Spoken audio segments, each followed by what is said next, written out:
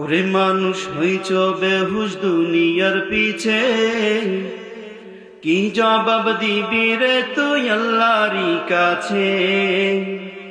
ওরে মানুষ হইছ বেহুশ দুনিয়ার পিছে, কি জবাব দিবি রে তুই আল্লাহরই কাছে। রাতে দিনে দৌড়া দৌড়ি, বিশ্রামেরও সুযোগ নাই, নামাজ রোজা দূরের কথা, আল্লাহর নাম মুখে নাই, ঠিক না? মরণকালে টাকা কি কারো সঙ্গেতে গেছে, কি জবাব দিবি রে তুই আল্লাহরই কাছে। কি জবাব দিবি রে তুই আল্লাহরই কাছে। দুনিয়ারি মোহে পড়ে খোদাকে গেছো ভুলিয়া, জানো কি কবে কখন ছাড়তে হবে এই দুনিয়া। তোর পিছে মহা বিপদের সংকেত আছে, কি জবাব দিবি রে তুই আল্লাহরই কাছে। কি জবাব দিবি রে তুই আল্লাহরই কাছে। হালাল হারাম না মানিয়া কত টাকা করছো কামাই, এত টাকা রাখবা কোথায়, কাপনের তো পকেট নাই। আসেনি পকেট? অনেক টাকাই তো কামাই করছেন, হারাম পথে অর্জন করছেন, কিন্তু মরার সময় কি কেউ কি টাকা নিয়ে যেতে পেরেছে? এই মাঝি বাড়ির মুসলমান, কুলচরে মুসলমান, জবাব দেন নিচে কেউ? হারাম তো ছাড়তে পারলাম না, পারছি? হারামের সাথে তো জড়িত, সুদের সাথে তো জড়িত। এই সুদের সাথে জড়ানো যাবে? আমরা হালাল উপার্জন করব, কষ্ট করে দুনিয়ার জিন্দেগিটা পার করব। রাজি আছি তো? ইনশাল্লাহ বলেন, রাজি আছেন তো? হালাল হারাম না মানিয়া কত টাকা করছো কামাই, এত টাকা রাখবা কোথায়, কাপনের তো পকেট নাই। টাকা পয়সা লইয়া কি কেউ কবরে গেছে, কি জবাব দিবি রে তুই আল্লাহরই কাছে। বলেন সবাই, কি জবাব দিবি রে তুই আল্লাহরই কাছে। ওরে মানুষ হইছ বেহুশ দুনিয়ার পিছে, কি জবাব দিবি রে তুই আল্লাহরই কাছে। সকলে বলি আলহামদুলিল্লাহ। শুকরিয়া আদায় করলাম কার? আল্লাহ কোরআনের মধ্যে বলেছেন, লা ইন শাকারতুম লা আযীদান্নাকুম ওয়া লা ইন কাফারতুম ইন্না আযাবী লাশাদীদ। বলেন না সুবহানাল্লাহ। আল্লাহ এই আয়াতের মধ্যে ঘোষণা করেছেন, হে আমার বান্দা বান্দীরা, আমি যে তোমাদেরকে নিয়ামত দিয়েছি, এই নিয়ামত পেয়ে যদি তোমরা আমার শুকর আদায় করো, আমি তোমাদের নিয়ামতকে আরো বাড়াইতেই থাকবো, বাড়াইতেই থাকবো। বলেন সুবহানাল্লাহ। ওয়ালা ইন কাফারতুম, আর যদি তোমরা শুকর আদায় না করো, অস্বীকার করো, হে বান্দা বান্দীরা মনে রাখো, ইন্না আযাবী লাশাদীদ, নিশ্চয়ই আমার আযাব বড় কঠিন। ঘোষণা কার? আল্লাহর আযাব কি? বড় কঠিন। এই আযাবটা হবে যখন আমরা মরে যাব, আমাদেরকে কবরে রেখে আসবে। তো আমরা যদি নাশুকর বান্দা হই, নাফরমান বান্দা হই, আমাদেরকে এই জমিন, যে জমিনে আমরা হাঁটতেছি, এই জমিন আমাদেরকে এমন চাপ দিবে যে এক পাজরের হাড্ডি আর এক পাজরের মধ্যে ঢুকে যাবে। মুহতারাম হাজিরিন, এই জন্য দিনের কাজে মানুষ কম পাবেন, এটাই স্বাভাবিক। এই যে আসতে পেরেছেন, এটা কি ভালো কাজ না খারাপ কাজ? এখানে কোরআনের আলোচনা হবে। আপনারা কোরআনের মধ্যে আল্লাহ বলেছেন, কি বলেছেন কিছু আয়াত আমি বলবো, আপনারা শুনতে রাজি আছেন তো? রাসূলের অসংখ্য অগণিত হাদিস থেকে একটা হাদিস পড়ছি। আজকে যে বিষয়টা আমি আলোচনা করব, আসলে আমি দেখতেছি যে আমাদের রোগ সব জায়গায়, মলম দিমু কোন জায়গায়? যেদিক তাকাই ওই দিকে আমাদের রোগ আছে, তো আমি মলমটা মাখবো কোন জায়গায়?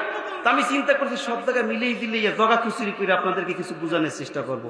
তার ভিতরে আপনি যদি মানতে পারেন, ইনশাল্লাহ পৃথিবীর মধ্যে শ্রেষ্ঠ মানুষকে এর পরিচয় আমি আজকে দেবো। বলেন আমার খবর।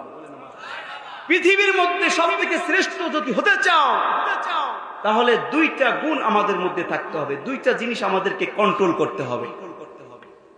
আর এই হলো একটা বিষয়। আর একটা বিষয় যেটা আমি আলোচনা করবো, আমাদেরকে আগে মুসলমান হইতে হবে, খাঁটি মুসলমান হইতে হবে। আমরা নামদারি মুসলমান, আমরা বাপ দাদা মুসলমান, এই সূত্রে মুসলমান। বাপে মুসলমান ছিল, দাদা মুসলমান ছিল, আমিও মুসলমান। এমন এমন মুসলমানের সন্তান আছে যে ঠিক মতো কালিমা তৈয়বাটাও ঠিক মতো শুদ্ধ করে বলতে পারবে না। আছে কি নাই? কথা বলতে হবে, আসেনি?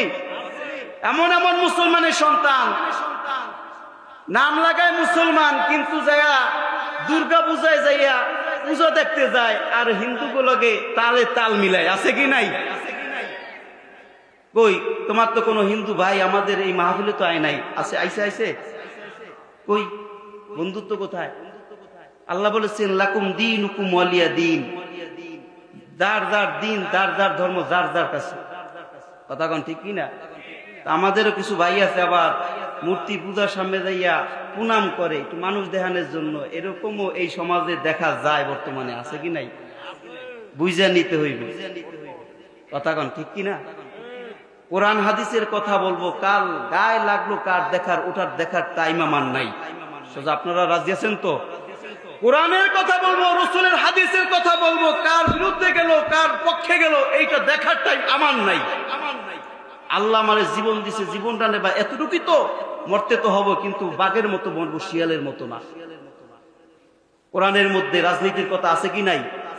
কিছু কিছু মানুষের রাজনীতির কথা বললে গা চুলকায়, কারণ কোরআনে তো এই রাজনীতির কথা তো কোরআনে নাই। কোরআনে তো রাজনীতি বলছে রসুল যে রাজনীতি করছে এই রাজনীতির কথা। আমাদের নেতা তো রসুল, এই নেতা কিভাবে চালছে, কিভাবে আমার নবী চালাইছেন, সেই রাজনীতি তো আমার কোরআনে বলছে। কথা কোন ঠিক কিনা? এই রাজনীতির মধ্যে তো কোনো ধর্ষণ নাই, ওই রাজনীতির মধ্যে তো কোনো ভেজাল নাই, ওটা তো পিওর রাজনীতি। ওই রাজনীতি আমরা সবাই চাই কি চাই না? ইসলামের বাংলাদেশ আমরা চাই কি চাই না? যেই দল করুক না কেন, আমার কথা হচ্ছে যে দল আসুক সেই দলই ঘোষণা দেখ যে আমরা ইসলামের বাংলাদেশ চাই। কথা বুঝেইছে? কোন দলের হইছে? দল নিয়ে তো আমার মাথা ব্যথা নাই, আমার কোরআনের কথা। কোরআন অনুযায়ী দেশ চালাও, দেশের মধ্যে শান্তি আসবে। রসুলের আদর্শ মেনে নাও, দেশের মধ্যে শান্তি আসবেই আসবে। যতদিন পর্যন্ত তোমরা কোরআনকে নিজের সংবিধান মনে করতে পারবে না, যতদিন পর্যন্ত রসুলের সুন্নতকে মেনে নিতে পারবে না, আমি বলে দিচ্ছি এই মঞ্চ থেকে, তোমরা জীবনে শান্তির আশা করো না, শান্তি আসবে না। কারণ শান্তি তো আমার রসুলের ভিতরে, শান্তিতে বাণী তো আমার রসুল শিখাইয়া গেছে, কোরআন শিখাইয়া গেছে কিভাবে চলতে হবে, নিজের জীবনকে কিভাবে সাজাতে হবে। মোহতারাম হাজিরিন, এই জন্য নারায়ে তাকবীর, আমাদের সভাপতি সাহেবের আগমন, কুলচর মাঝিবাড়ির এলাকাবাসীর পক্ষ থেকে আমরা অনেক খুশি। আমাদের সভাপতি ভাইকে আমরা খুশি না?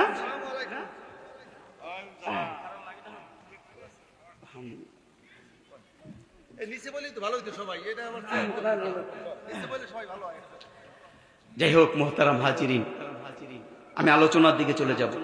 তো আমি সব থেকে শ্রেষ্ঠ মানুষ হতে হলে আমাদের কি গুণ অর্জন করতে হবে এই বিষয় আলোচনা করব। আর একটা কি, খাঁটি মুসলমানকে, আমাদের মুসলমান খাঁটি মুসলমান হইতে হবে কি হবে না বলেন? মুসলমান না হয়ে তো কবরে যাওয়া যাবে না। আল্লাহ হুঁশিয়ার সাবধান করছে একটা আয়াতে, আছে কি নাই? এই আলেমরা কথা বলেন। আল্লাহ বলেছেন ওয়ালা তামুতুন্না ইল্লা ওয়া আনতুম, পরিপূর্ণ মুমিন না হইয়া, পরিপূর্ণ মুসলমান না হইয়া খবরদার কবরে আসবে না। এই ঘোষণা কি আমি দিয়েছি? কে দিয়েছেন? যে আপনাকে বানাইছে, আমাকে বানাইছে, তার ঘোষণা। এটা কার ঘোষণা? আল্লাহর ঘোষণা। তো এই খাঁটি মুসলমান হইতে হবে কি হবে না কথা বলেন? তো মোহতারাম হাজিরিন, এই যে আমি কোরআন থেকে কয়েকটা আয়াত তিলাওয়াত করছি, 3টা আয়াত। কয়টা? এই 3টা আয়াত আর হাদিসের আলোকে কিছু কথা বলে আমি শেষ করে দেব। যেহেতু প্রধান আমাদের সভাপতি সাহেব এসেছেন, আমাদের প্রধান অতিথি, আমাদের প্রধান যে বক্তা সেও চলে আসছে। আমরা বেশি রাত করবো না, কারণ আমরা সবাই ফজরের নামাজ পড়তে চাই। কথা বলেন ঠিক কিনা? জানি কষ্ট না হয়, যারা পড়বে না ওরা এমনিতেই পড়বে না। আছে কি না এমন পার্টি? কিন্তু আমরা সবাই নামাজ পড়বো, নামাজ কেউ ছাড়বেন না। রাজি আছেন তো? এই ঈশার নামাজ জামাতে পড়ছেন না সবাই? অর্ধেক রাত্রি পর্যন্ত রাসূল বলেছেন অর্ধেক রাত্রির ইবাদতের সব আপনার আমলনামায় লেখা হয়েছে। এরপর আবার ঘুম থেকে যখন, এই যুবক ভাইয়েরা, এই মাঝি বাড়ির, এই কলচারের মুসলমান, এরপরে যখন আবার ফজরের নামাজ পড়তে উঠবা, ইমামের পিছনে দাঁড়ায়া 2 রাকাত ফরজ নামাজ আদায় করবা। এই ফরজের আগে আবার 2 রাকাত সুন্নাত নামাজ আদায় করবা। আল্লাহ রসুল বলেছেন এই যে বাকি যে অর্ধেক রাত্রি আছে, এই অর্ধেক রাত্রিরও আল্লাহর সামনে দাঁড়ায় নামাজ পড়ার সব আল্লাহ আমলনামায় লিখে দিবেন। আওয়াজ কই, আরো জোরে বলেন। এবার ঈশার নামাজগুলো আমার জামাতে, ফজর আবার যদি আমি জামাতে পড়তে পারি, তাহলে এই যে 2 নামাজ আমি জামাতে পড়লাম, পুরো রাত্রি এই বোনাস হিসেবে পুরা রাত্রি আল্লাহ ইবাদতের সব আল্লাহ আমলনামায় লিখে দিবেন। এই নামাজ ছাড়া যাবে? নামাজ ছাড়া যাবে না। যে দল করেন, যে দল করেন না কেন, নামাজ ছাড়া যাবে না, কারণ হুকুমটা কার? আল্লাহ আমাদেরকে বানাইছে দুনিয়ার ভিতরে পরীক্ষা নেওয়ার জন্য, পরীক্ষা করার জন্য। এই পরীক্ষায় যদি পাশ করতে চাও, তাহলে আল্লাহর হুকুম মেনে নিতে হবে, আল্লাহর কোরআনকে মেনে নিতে হবে, রসুলের হাদিসকে অনুসরণ করতে হবে। এই যুবক, যদি রসুলের সুন্নতকে অনুসরণ করতে পারো, রসুলকে অনুসরণ করতে পারো, আমার নবী বলেছেন যে আমার সাথে সে জান্নাতে যাবে। মান আহাব্বা সুন্নতি ফাকাদ আহাব্বানি ওয়া মান আহাব্বানি কানা মাইয়া ফিল জান্নাহ। আমার রাসূল বলেছেন মান আহাব্বা সুন্নতি, যে আমার সুন্নতকে ভালোবাসবে, ওয়া মান আহাব্বানি, সে যেন আমাকে ভালোবাসলো, ওয়া মান আহাব্বানি, আর যে আমাকে ভালোবাসলো, কানা মাইয়া ফিল জান্নাহ। বলেন না সুবহানাল্লাহ। সে আমার সাথে জান্নাতে যাবে। আমরা কি রাসূলের সাথে জান্নাতে যেতে চাই? কে কে চান? আমরা সবাই রসুলের সাথে জান্নাতে যেতে চাই। হে আল্লাহ, আপনি কবুল করে নেন। এখন এই জান্নাতে যাওয়ার জন্য শর্ত কি? রসুলকে, রসুলের সুন্নতকে ভালোবাসতে হবে, মানতে হবে। এ যুবক ভাই, আজকে তুমি কার অনুসরণ করো? কার অনুসরণ করো? তুমি ওই ব্রাজিল, আর্জেন্টিনার ওই খ্রিস্টানদের অনুসরণ করো। তোমার চুলের কাটিংটা ওই ওদের মতো হয়, কিন্তু আমার রসুলের মতো হয় না। কারণ কি? কারণ হলো রে যুবক, তোমার আদর্শ আমার আদর্শ আমার রসুলের আদর্শের সাথে যায় না। কথা বলেন ঠিক কিনা? এই জন্য রসুলের সুন্নতকে ভালোবাসতে হবে কি হবে না? আমি ভাইয়ের আমার, আমি একটা আয়াত তিলাওয়াত করেছি। আল্লাহ সূরা মুমিনুনের ভিতরে বলেছেন কদ আফলাহাল মুমিনুন, কদ আফলাহাল মুমিনুন।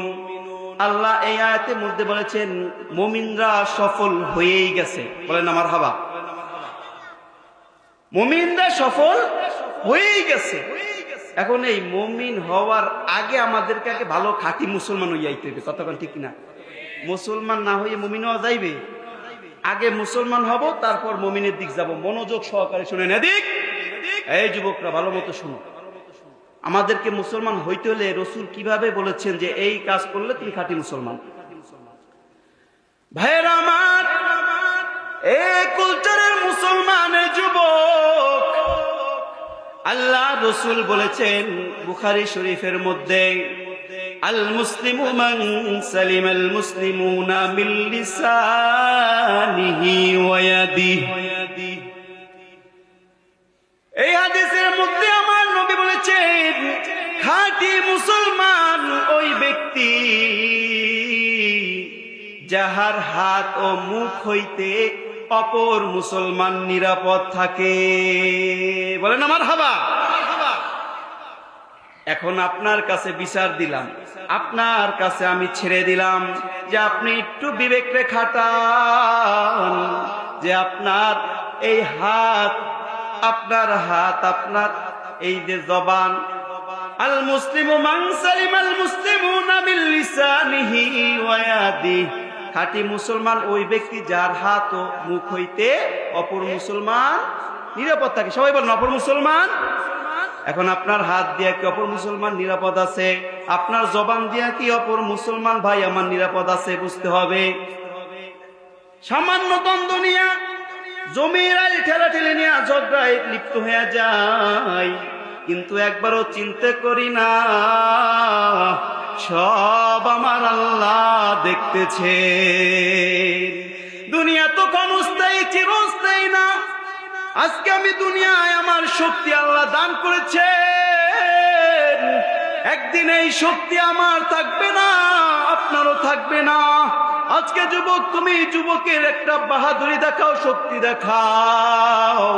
এই মুরব্বীদের দিকে একটু তাকায়া দেখ না, এরাও একবার যুবক ছিল, একদিন এরাও যুবক ছিল, শক্তি ছিল, কিন্তু এখন অনেক কিছু চাইলেও করতে পারে না। কথা কয় না?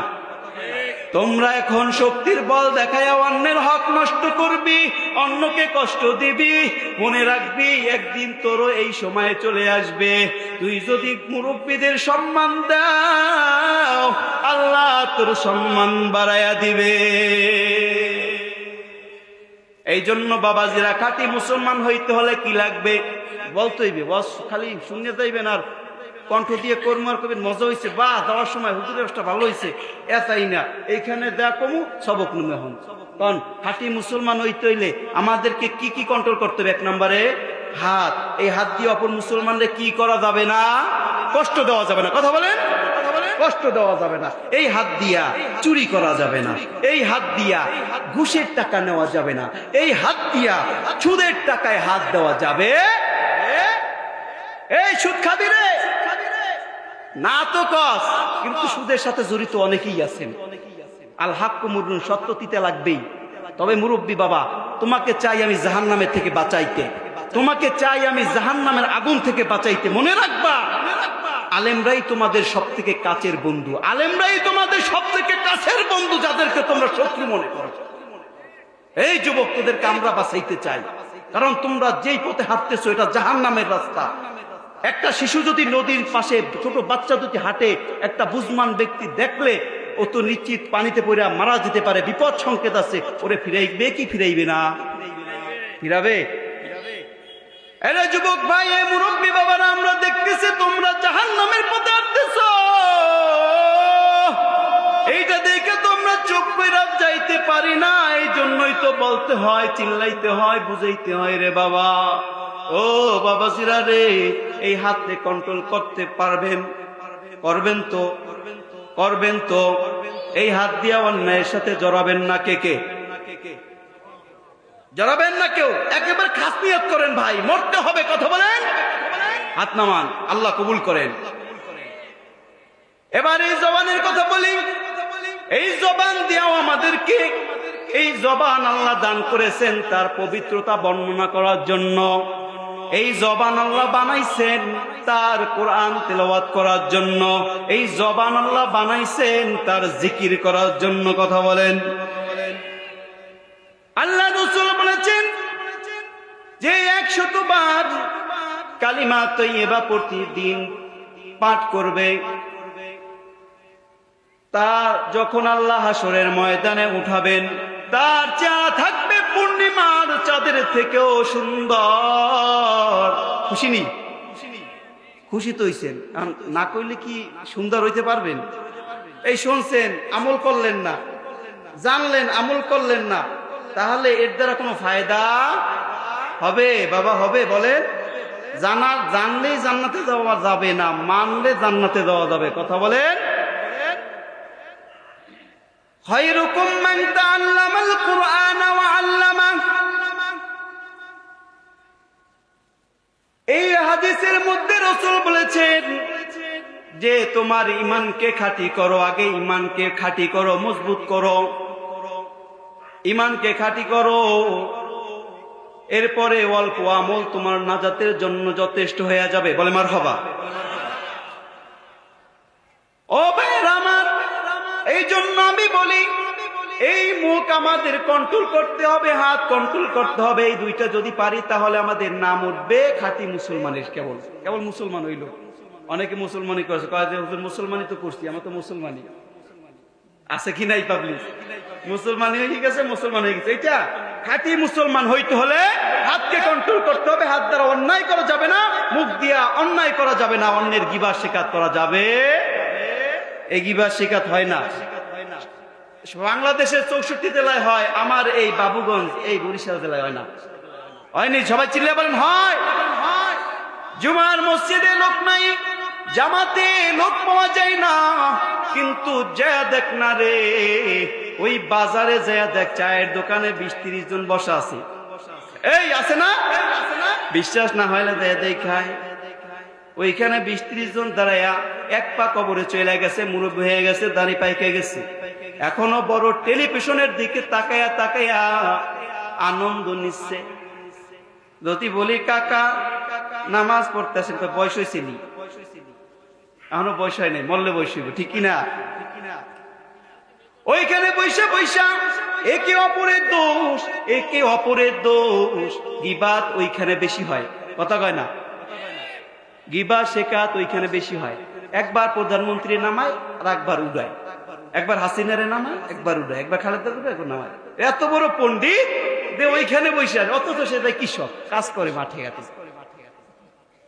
এই নিয়ে তোমার মাথা কামানোর দরকার আছে। আল্লাহ তোমার সময় দিচ্ছে, এই সামনে আমি বলবো যে অনর্থক সময় নষ্ট করা যাবে না, আল্লাহ কোরআনে বলেছেন, যাবো এখানে। আচ্ছা যাই হোক ভাইয়েরা আমার, খাঁটি মুসলমান হইতে হলে দুইটা জিনিস জানছেন তো? দুইটা জিনিস কি বলেন? এক নম্বরে হাত, হাত দিয়ে খারাপ কাজ করা যাবে না, হাতকে কন্ট্রোল করতে হবে। 2 নাম্বার মুখ, এই মুখ দিয়ে অন্যায় করা যাবে না, মিথ্যা কথা বলা যাবে না, অন্যায়ের গিবা শিকায়ত করা যাবে না, অন্যায়ের দোষ বলা যাবে না। আমরা গিবতে এত পাকা, ইমাম সাহেবও ছাড়ে না, কথা কয় না? ইমাম সাহেব কি, যদি ইমাম যদি ফেরেশতা হইতো তারও ভুল ধরতো, তারও গিবত হইতো, এমন পাবলিক আমরা, কথা কয় ঠিক কিনা? ওয়াজ শুনতে আইছেন, কিছু শুনিয়া যান, অল্প টাইম আর। ভাইরা আমার, ও যুবক ভাই, ও মুরব্বী বাবারা, এবার খাঁটি মুসলমান হইছি, এরপরে পৃথিবীর সব থেকে শ্রেষ্ঠ মানুষ আমরা হতে চাই, কথা কয় না? এরা চায় না, ওই শেষ টেম্পার। আপনারা চান তো? সবাই চান? পৃথিবীর মধ্যে সব থেকে শ্রেষ্ঠ দামি মানুষ হতে হলে আমি একটা ঘটনার দিকে চলে যাব, এর দিকেই শিখতে পারবা। পৃথিবীর মধ্যে 3 জন কালো ব্যক্তি ছিল যে আল্লাহর কাছে বড় ভালো, বলেন না সুবহানাল্লাহ। 3 জন কালো ব্যক্তি যে আল্লাহর কাছে সব থেকে দামি, সব থেকে ভালো। এর মধ্যে একজন হযরতে বিলাল। এই হযরতে বিলালকে জানোনি? এই হযরতে বিলাল ছিল গোলাম হাবশী, কালো, এত কালো, এত অনেক কালো, কুচ্ছিত, এত একেবারে কালো যার কোনো তুলনা হয় না। হাবশী চিনেন না? হাবশী অনেক কালো, কিন্তু আল্লাহর কাছে বড় ভালো, আল্লাহর কাছে বড় দামি। আমার নবী যখন মেরাজ সফর করেছেন, বিলালকে যায়া জান্নাত যখন ভ্রমণ করছেন, জান্নাতের ভিতরে টক টক টক টক আওয়াজ শুনতে পেলেন, জোতার শব্দের আওয়াজ। জিব্রাইলকে ডাক দিয়ে বলো, ও জিব্রাইল, আওয়াজ শোনা যায়, এই আওয়াজ কার? জিব্রাইল ডাক দিয়ে বলিয়া, ও আল্লাহ রসুল জিব্রাইলকে বললেন। জিব্রাইল এবার উত্তর দিলেন। জিব্রাইল ডাক দিয়ে বলেন, ইয়া রাসূলুল্লাহ, এ হলো আপনার বিলালের পায়ের আওয়াজ। আরে দুনিয়ায় বিলাল হাঁটে, জান্নাতে যার আওয়াজ। এত দামি বিলাল, যে কি কম কষ্ট সহ্য করছেননি, অনেক কষ্ট সহ্য করেছেন। যখন কালিমা পড়েছেন, রসুলের উপরে ঈমান এনেছেন, যখন রসুলের উপর ঈমান আনছেন, কাফেররা মরুর বুকে শোয়াইয়া, হাতে পায়ে পেরাক লাগাইয়া পাথর দিয়া চাপা দিছে। চাপা দিয়া বলে, বিলাল কালিমা ছেড়ে দাও, যদি তুমি কালিমা ছেড়ে দাও তাহলে তোমাকে ছেড়ে দেওয়া হবে, আর যদি কালিমা না ছাড়ো তাহলে তোমাকে এভাবে শহীদ করা হবে। বেলালের উত্তর কি ছিল রে বাবা? বেলাল রাদিয়াল্লাহু তাআলা আনহু বলেছেন, হে কাফেরের দল, তোমরা আমাকে বিদায় করে দাও, তারপরেও আমি কালিমা ছাড়তে পারবো। এই হলো মুসলমানের পরিচয়। এই হলো একজন। আর একজন কালো ব্যক্তি যে ছিল ওমর রাদিয়াল্লাহু তাআলা আনহু, নাম শুনছেন নি? ওমর রাদিয়াল্লাহু তাআলা আনহুর দাসী। আর একজন কালো ব্যক্তি হলো লোকমানে হাকিম, যার নামে একটা আল্লাহ কোরআনের সূরা নামকরণ করেছেন। সবাই বলেন সুবহানাল্লাহ। এই লোকমানে হাকিম কালো ছিল, কিন্তু আল্লাহর কাছে বড় দামি ছিল। আল্লাহ তাকে নবুয়ত দিতে চেয়েছিল, কিন্তু তিনি হিকমতকে বেছে নিয়েছেন। এমন একজন দামি ব্যক্তি। এই দামি ব্যক্তি এও ছিল গোলাম।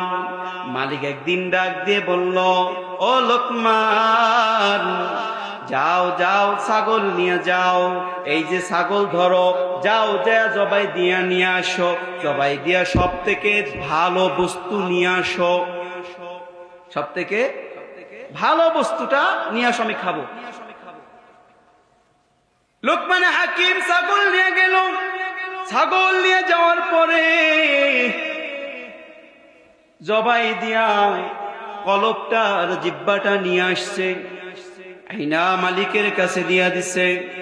মালিক আবার বলল, এ লোকমান, যাও আমি আবার ছাগল দিলাম, এবার সব থেকে নিকৃষ্ট জিনিসটা নিয়ে আসো। এবারও লোকমান ওই ছাগল নিয়ে জবাই দিয়া আবারও কলব আর জিব্বা নিয়ে আসছে। আইনা মালিকের কাছে যখন দিল, মালিকের কাছে দেওয়ার পরে এবার মালিক প্রশ্ন করল, লোকমান, তোমাকে ভালো জিনিস দিলাম, ভালো জিনিস আনতে বললাম, তাও জিব্বা কলব আনলা। আবার সব থেকে নিকৃষ্ট জিনিসটা আনতে বললাম, এটাও তুমি এই জিব্বার কলব নিয়ে আসলা, কারণ কি? এবার লোকমানে হাকিম উত্তর কি দিল? লোকমানে হাকিম বলল, ও আমার মালিক, এই জিব্বার কলব যদি ভালো হয়ে যায়, তাহলে সে পৃথিবীর সব থেকে ভালো প্রাণী হয়ে যায়, সে পৃথিবীর মধ্যে সব থেকে ভালো মানুষ হয়ে যায়। আর এই কলব আর জিহ্বা যদি খারাপ হইয়া যায়, তাহলে সব থেকে নিকৃষ্ট হয়ে যায় ওই ব্যক্তিটা, সব থেকে নিকৃষ্ট যার জবান খারাপ, যার জবান দিয়া মানুষকে কষ্ট দেয়, মানুষকে গালি দেয়, মানুষকে কথার মাধ্যমে কষ্ট দেওয়া যায় কি যায় না? আপনি যদি এক ভাইয়ের দোষ গোপনে পিছনে বলেন, তাহলে ওই ভাই শুনলে তো কষ্ট পাবে, পাবে না? এই যে গীবাত করা, এই গীবাত করা রাসূল কি বলেছেন জানেননি বাবা? গীবাত করলে আপন মরা ভাইয়ের গোশত খাওয়ার সমান। এক সাহাবী আরেকজনের দোষ চর্চা করছে, দোষ বলতেছেন, রাসূল ওই পথ দিয়ে হাঁটতেছে। তখন যখন দেখলেন, তখন বলতেছেন যে ওকে একটা খিলাল করার একটা কাঠি দিয়ে আসো, ওই মাত্র গোশত খাইলে। তাই বললে যে এই নেন কাঠি। কি জন্য? তুমি যে গোশত খাইলে? আমি যে গোশত খাই না অনেকদিন হয়ে গেছে। কয়, ইয়া রাসূলুল্লাহ, কারণ কি? কি ঘটনা কি হইলো? তুমি যে আরেক ভাইয়ের দোষ চর্চা করছো, এটা হলো মরা ভাইয়ের গোশত খাওয়ার সমান। গীবাত করবেন বাবা, লা ইয়াদখুলুল জান্নাতা কাত্তাত, চকলখোর বেহেশতে যাবে না। আর একটা হাদিসে রাসূল বলেছেন, লা ইয়াদখুলুল জান্নাতা জাসাদুন গুযিয়া বিল হারাম, হারাম বক্ষণকারীর শরীর বেহেশতে যাবে না। হারাম খাওয়া যাবে? সুদ খাওয়া হালাল? কথা কয় না? যারা খান তারা কি হালাল মনে করে খান? এনজিওতে টাকা যে উঠাইছেন কিস্তি, এটা কি হালাল মনে করে উঠাইছেন? জায়গা যে কট লাগছেন লাগাইছেন, এটা কি হালাল নাকি না হারাম? কথা বলেন, কি এটা? আপনারা সাক্ষী দেন, ফেরেশতারা আজকে লেখুক, আপনারা মুখ দিয়ে বলছেন। সবাই বলেন এটা কি? এই বলে না বাবা, সাংঘাতিক ব্যাপার। বললে মানে ধরা খেয়ে যাচ্ছেন। আচ্ছা বাবা, এখানে ধরা খাইলে তো কয়েকজন মানুষের সামনে লাঞ্ছিত হবেন, মনে রাখো রে বাবা, হাসরের ময়দানে তোমার কন্যা থাকবে, তোমার ছেলে থাকবে, সব নবীর উম্মতেরা থাকবে, আমার দয়ার নবীও থাকবেন, সবাই থাকবেন। ওইখানে যদি তোমার দোষগুলো যা ফেরেশতারা লিখতেছেন, এই যে এখানে বসা আছেন, এখানেও অনেক অগণিত ফেরেশতা আছেন, ঘেরাও করে রাখছেন, বিশ্বাস হয়নি, হয়নি? জোরে বলেন, এটাও তো জোরে বলতে পারেন, হয় তো বাবাজিরা আমার, ওইখানে তো সব প্রকাশ হয়ে যাবে, তখন তো আর কিছুই গোপন থাকবে না। এই জন্য এখনো সময় আছে, একটু ফিরে আসেন। ফিরে আসলে দুনিয়ায় লাঞ্ছিত হবেন না, সম্মান বাড়িয়ে দেবেন। তিনি কে? সম্মান দেওয়ার মালিক কে? আল্লাহ। সম্মান দেওয়ার মালিক কে? ভাইরা আমার, এই জন্য বলি, গিবত শিকায়ত করবেন না, অন্যের দোষ বলবেন না। আরো একটা হাদিস বলি শোনেন, আমার দয়ার নবী, মায়ার নবী কি বলছেন জানেন? মান সাতারা মুসলিমান সাতারাহুল্লাহু ফিদ দুনিয়া ওয়াল আখিরাহ। যেই ব্যক্তি কোন মুসলমানের দোষ গোপন রাখবে, আল্লাহ পাক রব্বুল আলামিন হাসরের ময়দানে তাহার দোষ গোপন রাখবে। সুবহানাল্লাহ বলতেন না? রাগ করছেন? হ্যাঁ, সব সত্য কথা হুজুর বইলা ফেলায়, ঠিক নেই? এটা বাস্তব। তো মুহতারাম হাজিরিন, ও যুবক ভাই, ফিরে আসো, দেখবা আল্লাহ তোমার সম্মান বাড়াইয়া দিবেন। দিনের মতো শান্তির, ইসলামের মতো শান্তি আর কোনো ধর্মে নাই। যদি ইসলামটা আমি পরিপূর্ণ মানি, কিছু মানবেন, কিছু মানবেন না, তাই লইবে? হ্যাঁ, তাহলে হবে না। ভাইরা আমার, আল-মিজে সূরা মুমিনুন থেকে কয়েকটা আয়াতের শুধু ব্যাখ্যা করে যাব, শুধু অর্থ বলে যাব, এর দ্বারাই বুঝতে পারবেন আল্লাহ কি বলেছেন। প্রথমে মুসলমান বানাইলাম, কি মুসলমান? শুধু মুসলমান, কালিমা পড়াইছি খালি, খাঁটি মুসলমান হইতে হলে দুইটা জিনিস মানা লাগবে। কথা কন, হাতটাকে আর জবানটাকে কন্ট্রোল করতে হবে। পারবেন তো? পারবেন তো?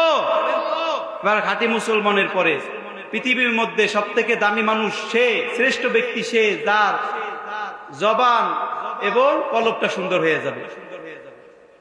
বুঝে আসছে? এদিক তাকাইবেন, ঢেলে দেই, তাহলে তাকাই রয়েছে নদীকে। কষ্ট হয়, কষ্ট হয়। সবাই বলি আল্লাহু আকবার, নারায়ে তাকবীর। এই তো ফিরেছি মোটামুটি। জোশ আইছে না? জোশ আইছে না? চলবে, একটু চলবে, একটু চলবে। আচ্ছা,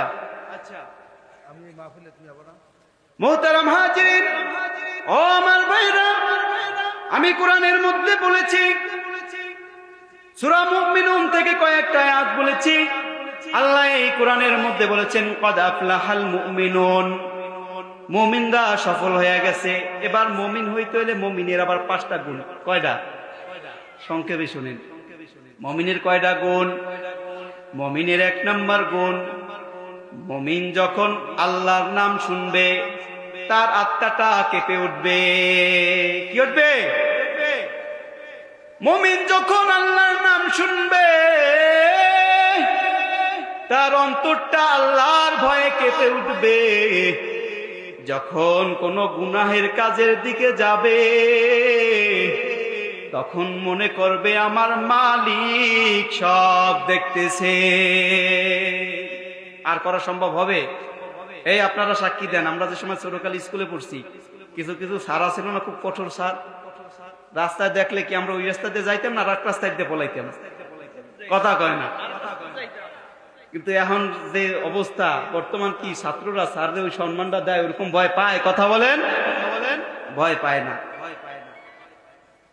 এই জন্য ওই স্যারের সামনে ওই ছাত্রটা অন্যায় সাহস পায়। পায় কি পায় না? ভয় না থাকার কারণে স্যারের সামনে ছাত্র অন্যায় করার সাহস পায়। মা বাবার সামনে সন্তান অন্যায় করতে সাহস পায়। আর যদি ভয় থাকতো তাহলে ওই সন্তান মা বাবার সামনে অন্যায় করার সাহস পেত না, করতো না। কথা বলেন, ঠিক বি ঠিক কিছু হয় না, ঠিক নেই? আল্লাহর ভয় যদি আমাদের ভিতরে থাকতো তাহলে আমরা যখনই গুনার কাজ করতাম আমাদের অন্তরটা কেঁপে উঠতো। আল্লাহু আকবারের ধ্বনি শোনার সাথে সাথে অন্তর কেঁপে উঠতো। মসজিদ থেকে যখন আজানের ধ্বনি যখন আমার কানে ভেসে আসতো তখন আমাদের অন্তরটা কেঁপে উঠতে, আয় আমার আল্লাহ ডাকতেছেন, আমি এখনো কেমনে ঘুমাই। ঠিক নেই? কিন্তু আজানও হয়, আমার কাজও আমি করতেছি, আজানও হয়, আমার কাজও আমি চালাচ্ছি। এরকম হয় কি হয় না? এই যে ভয় নাই, আর যদি ভয় থাকতো, আর যদি আল্লাহ কিছু ফেরেশতা নিয়োজিত করতো যে টাইম টু টাইম শেষপি, তাইলে নামাজে সবাইকে, ঠিক না? কিন্তু শেষা দুনিয়ায় নাই, কারণ দুনিয়া হইলো পরীক্ষার হল। পরীক্ষার হলে কি সারা পিডায়? ওই কথা কয় না রে, জোরে বলো, পরীক্ষা হলে সারা পিডায়? পিডান তো কবরে যাওয়ার পর, কেন? তো পরীক্ষার হল। তোমার ভালো কাজ করার সুযোগ আল্লাহ দিয়েছেন, খারাপ কাজ করারও সুযোগ দিয়েছেন। তুমি কোন পথে চলবা এটা আল্লাহ বলে দিয়েছেন কোরআনের মাধ্যমে, কোনটা সঠিক পথ কোনটা বেঠিক পথ। ইহদিনাস সিরাতাল মুস্তাকিমের পথ কোনটা তোমাকে আল্লাহ বলে দিয়েছেন। এরপরে তুমি কোন পথে চলবা, চলে জাহান্নামে যাবা না জান্নাতে যাবা, সেটা তোমার বিষয়। এখানে আল্লাহ কিছু করা থাকবে? ভাইরা আমার, এই জন্য মুমিন হতে হলে 5টা গুণের মধ্যে একটা গুণ হলো, যখন আল্লাহর ধ্বনি ভেসে আসবে, আল্লাহর নাম যখন আমরা শুনবো, তখন আমাদের অন্তরটা কেঁপে উঠবে। যদি না কাঁপে, বোঝা গেল আমি আপনি মুমিনের খাতায় ওর নাম লেখাইতে পারিনি। অনেকে তো মুসলমানই হইনি, এমনি হইতে পারেন, তবে বাস্তবে আমরা ওই হাদিস অনুযায়ী আমরা অনেকে মুসলমান হইতে পারি নাই। খাঁটি মুসলমান হইতে পারি? কথা বলেন সবাই, পারি? কথা বাস্তব। এবার মুমিনের তো এটা তো অনেকেরই নাই।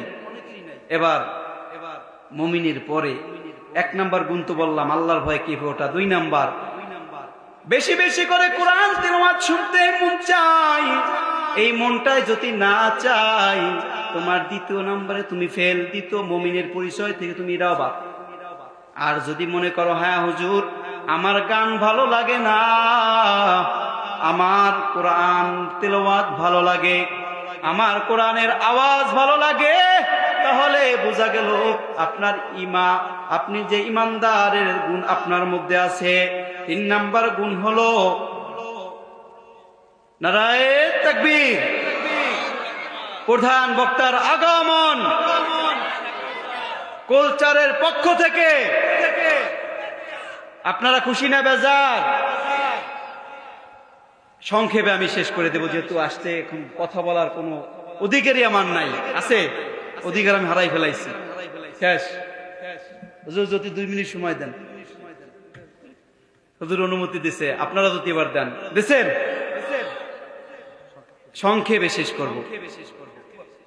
3 নাম্বার কি? সব সময় আল্লাহর উপর ভরসা করতে হবে। কার উপরে ভরসা করব?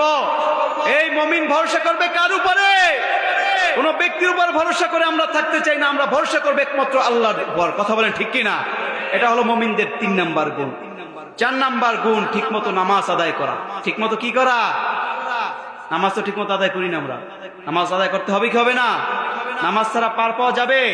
আউয়ালু মা ইউহাসাবু বিহিল আবদু ইয়াওমাল কিয়ামাতিস সালাহ, কিয়ামতের দিন সর্বপ্রথম আল্লাহ নামাজের হিসাব নেবেন। নামাজ যারা পড়েন না, কি হিসাব দেবেন? হ্যাঁ, নামাজ হিসাব দেওয়া লাগবে কি লাগবে না? নামাজ পড়বেন তো? 5 নাম্বার, বেশি বেশি সাদাকা করা। সাদকা করবেন তো?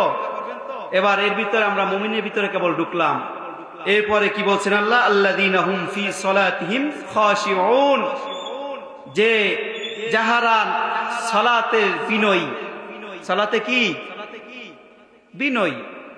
কথা বুঝে আসছে? সালাতে কি হতে হবে? আমাদেরকে বিনয়ী হতে হবে। এরপরে ওয়াল্লাযীনা হুম আনিল লাগওয়ি মুরিদুন, এবং যারা অনর্থক বিষয় থেকে বেঁচে থাকবে। এই মুমিনের পরে এই গুণগুলো থাকলে লাস্টে আল্লাহ আবার শেষের দিক থেকে বলছে উলাইকা হুমুল ওয়ারিসুন। বলেন সুবহানাল্লাহ। এরা হলো জান্নাতের, এরা হলো ওয়ারিস। কার ওয়ারিস? আল্লাহর ওয়ারিস হতে চান? তাহলে এই সূরা থেকে আমি আপনাদেরকে সাজেস্ট করব, যারা কোরআন পড়তে পারেন বা বাংলা পড়তে পারেন, এখান থেকে কিছু কয়েকটা বিষয় আছে, এইগুলো যদি আমরা মানতে পারি তাহলে আমরা কামিয়াব হয়ে যাব, আশা করা যায়। মেইন কথা হলো মানতে হবে। মেইন কথা কি? আপনি জানলেন, পার পাইবেন। শয়তানও কিন্তু জানছে, অনেক জানতে না? ও শয়তানের কথা বাদ দিলাম, আবু জাহেল অনেক জানছে না? আবুল হেকাম নাম ছিল, জ্ঞানীর পিতা, ওইখান থেকে আবু জাহেল হয়েছে। কথা বুঝছেন নি? কারণ সে জানছে কিন্তু মানে নাই। আমরা জানবো যতটুকু, মানবো ততটুকু। রাজি আছি তো? আমাদের প্রধান বক্তা এসেছেন, আমার ভাই অনেক কষ্ট করে এসেছেন। দোয়া চাই সকলের কাছে, আপনারা দোয়া করবেন। প্রস্তুতি ছাড়াই কিছু কথা বলছি, হয়তো অনেকে কষ্ট পেলে মাফ করে দিবেন।